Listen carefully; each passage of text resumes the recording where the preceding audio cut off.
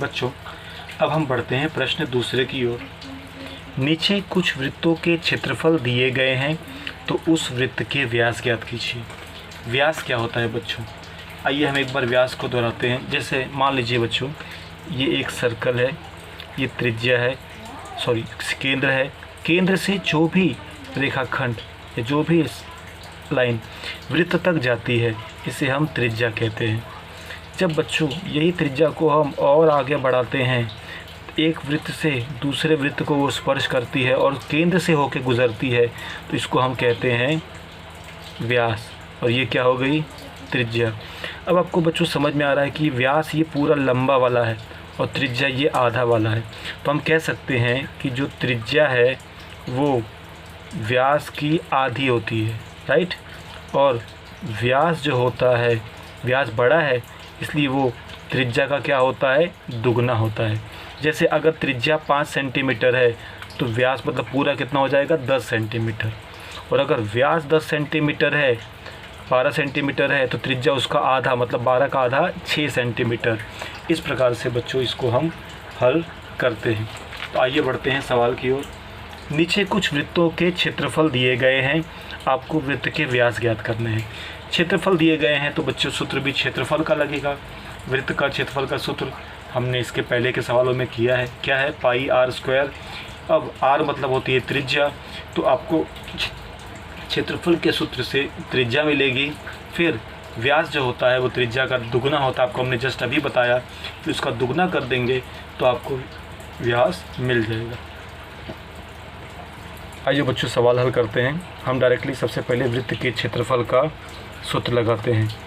वृत्त का क्षेत्रफल बराबर क्या सूत्र है बच्चों? पाई आर स्क्वायर। वृत्त का क्षेत्रफल बराबर पाई आर स्क्वायर।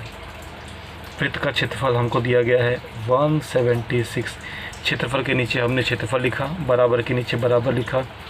पाई का मान कुछ नहीं दिया इसलिए 22/7। आर स्क्वायर वैसे का वैसे।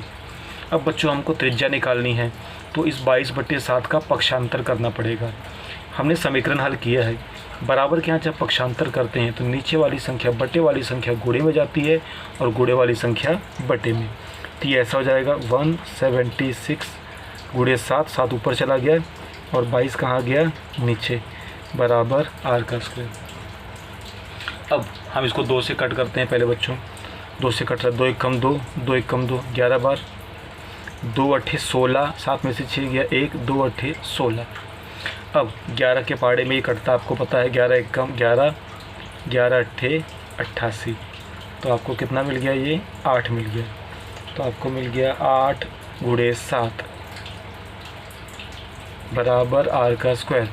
8 गुणे 7 कितना होता है बच्चों? 56। आर का स्क्वायर मिल गया 56। तो आर हमारा किस में आएगा? 56 का करणी में आ जाएगा। करणी में 56 सेंटीमीटर। क्यों? क्योंकि 56 का बच्चों कोई वर्गमूल नहीं होता है, इसलिए इसको हम करणी में 56 लिख कर क्या करेंगे? छोड़ देंगे। अब हमको चूँकि हमको प्रश्न में क्या निकालने बोला है? व्यास बोला है। तो अब हम व्यास निकालते हैं।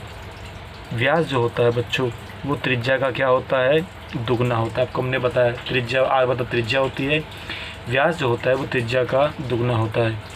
तो करणी में 56 का दुगना कितना हो जाएगा? 2 करणी में 56। क्योंकि आपने आगे करणी में अगर आप किसी नंबर का गुणा करते हैं तो गुणा नहीं होता है, वो बाहर आ जाएगा। 2 करणी में 56 सेंटीमीटर। तो इस प्रकार से हम इसका फाइनल आंसर लिख सकते हैं। इसलिए उस वृत्त का व्यास 2 करणी में 56 सेंटीमीटर होगा। लास्ट में इस प्रकार से उसका हम फाइनल आंसर देंगे। इसलिए उस वृत्त का व्यास 2 करणी में 56 सेंटीमीटर होगा। इस प्रकार से बच्चों आज के लिए इतना ही।